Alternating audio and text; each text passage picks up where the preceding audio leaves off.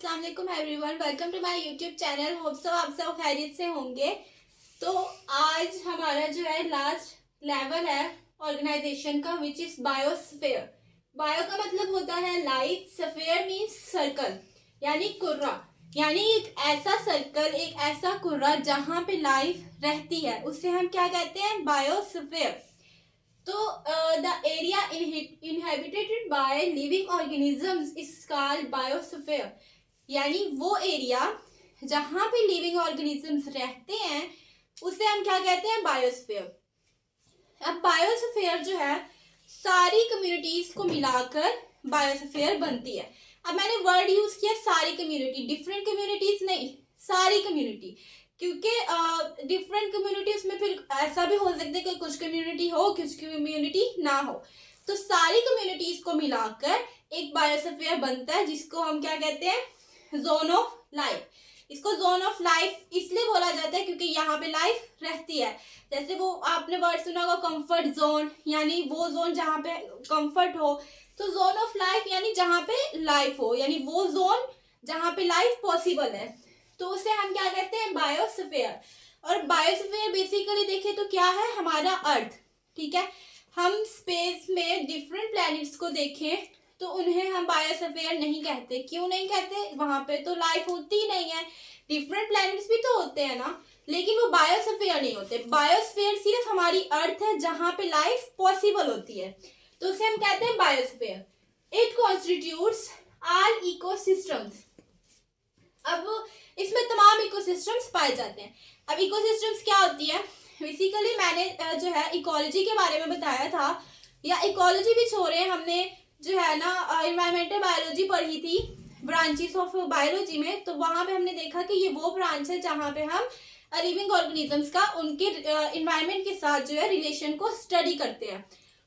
Basically उसमें वो branch थी जिसमें हम स्टडी करते थे।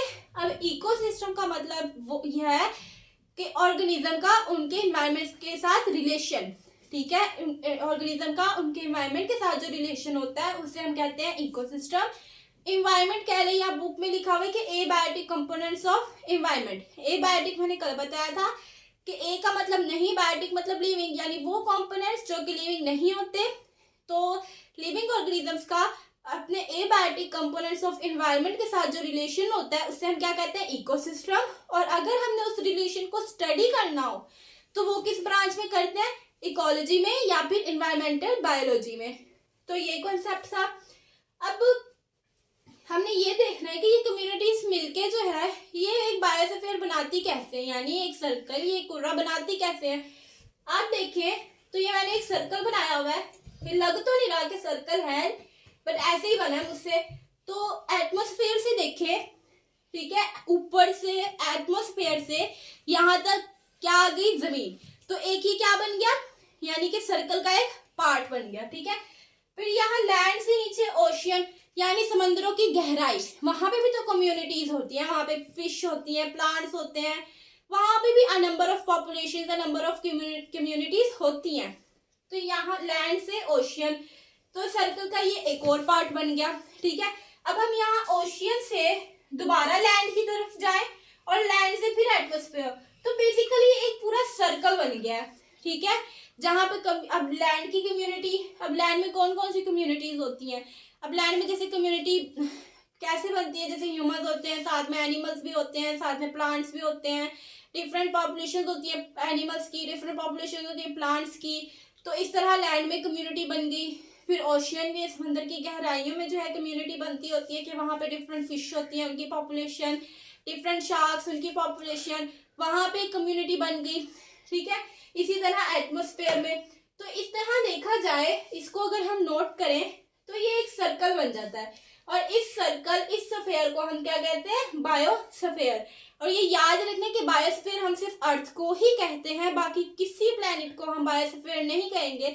अब देखा जाए स्फीयर का मतलब तो सर्कल। ठीक है, अब बाकी प्लैनेट्स में भी तो गोल होते हैं ना, लेकिन उनको हम बायोस्फीयर कहेंगे ही नहीं क्योंकि वहां पे लाइफ पॉसिबल नहीं होती। तो ये लास्ट लेवल था। ये दोबारा से मैं शुरू से एक बार हम छोटा सा रिकॉल कर लेते हैं कि हमने कहाँ से पढ़ा था, छोटे से पार्टिकल, सब एटॉमिक पार्टिकल से। सब एटॉमिक पार्टिकल्स, डिफरेंट सब एटॉमिक पार्टिकल्स मिलके क्या बनाते थे, एटम को। अब 3 फंडामेंटल सब एटॉमिक पार्टिकल्स थे जो कि हर एटम में पाए जाते थे। फिर एटम मिलके क्या बनाती थी, मॉलिक्यूल्स। और कुछ एटम मिलके क्या बनाते थे, एलिमेंट्स। और एलिमेंट्स और मॉलिक्यूल में मैंने डिफरेंस भी बताया कि सेम काइंड ऑफ एटम्स होंगे तो क्या बनेगा, एलिमेंट। डिफरेंट एटम्स होंगे तो क्या बनेगा, मॉलिक्यूल। लेकिन जो एलिमेंट्स होते हैं उनको हम मॉलिक्यूल कह सकते हैं, क्योंकि मॉलिक्यूल में ये जरूरी नहीं कि डिफरेंट काइंड ऑफ एटम ही हो, सेम काइंड ऑफ एटम भी हो सकते हैं। फिर मॉलिक्यूल से मिलके क्या बनी, ऑर्गेनेली बनी। ऑर्गेनेली क्या होती थी, इम्प्लॉयज होते थे, लेबर्स होते थे सेल के। यानी सेल इनको ऑर्डर देता था, सेल को किसी भी चीज की जरूरत होती थी तो सेल खुद जो है काम नहीं करता, ठीक है। खुद जो है वो हेड है, वो सिर्फ बैठ के सबको ऑर्डर देता होता है। तो इसके जो ऑर्गेनेलीज होती हैं, इसकी इम्प्लॉयज होती हैं, वो इसके लिए काम करती हैं। तो इन ऑर्गेनेलीज मिलके क्या बनाते हैं, सेल। फिर सेल मिलके हमने देखा कि सेल मिलके क्या बनाते हैं, टिश्यूज। लेकिन कुछ ऐसे ऑर्गेनिजम्स भी होते हैं जिनमें सिर्फ एक सेल पाया जाता है, तो उन्हें हम क्या कहते हैं, यूनिसेलुलर। और उनमें टिश्यूज नहीं होते क्योंकि उनमें सेल ही एक पाया जाता है। फिर उसके अलावा हमने देखा कि ऑर्गेनेलिज भी, सेल भी, उसके बाद टिश्यूज बने। टिश्यूज के बाद जो है ऑर्गन बना, ऑर्गन से ऑर्गन सिस्टम, फिर ऑर्गन सिस्टम से पूरा एक इंडिविजुअल। अच्छा, एक और चीज कि जो ऑर्गेनिजम्स होते हैं वो 2 टाइप के होते हैं, मल्टी सेलुलर और यूनिसेलुलर। ये भी बात मैंने बताई थी कि जिसमें एक से ज्यादा सेल होते हैं उसे हम क्या कहते हैं, मल्टी सेलुलर। और जिसमें एक से कम यानी एक ही सेल होता है उसे हम कहते हैं यूनिसेलुलर। यूनि का मतलब एक और सेल मतलब सेल। तो यूनिसेलुलर में सिर्फ एक सेल होता है। मल्टी सेलुलर में भी 2 टाइप्स होती हैं, सिंपल मल्टी सेलुलर भी होते हैं, कम्प्लेक्स मल्टी सेलुलर भी होते हैं।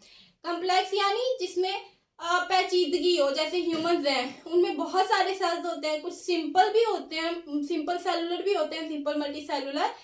तो जिस तरह फंजाई है वो भी मल्टी सेलुलर होती है, लेकिन वो होती माइक्रो ऑर्गेनिज्म है, तो इसका मतलब वो सिंपल मल्टी सेलुलर है, इस तरह से होता है।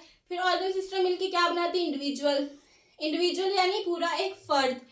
फिर इंडिविजुअल्स जो हैं सेम स्पीशी के जो है मेंबर्स मिलके एक ही जगह पर एक ही टाइम पर रहे हैं तो वो क्या बनाते हैं, पॉपुलेशन। फिर डिफरेंट पॉपुलेशंस।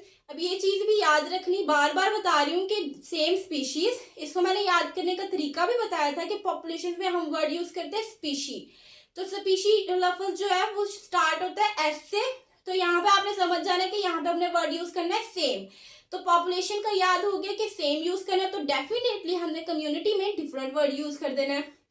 तो डिफरेंट पॉपुलेशंस मिलके कम्युनिटी बनाती हैं और फिर सारी कम्युनिटीज मिलके क्या बना देती हैं, बायोस्फीयर। तो ये हमारे लेवल्स ऑफ ऑर्गेनाइजेशन कंप्लीट हो गए।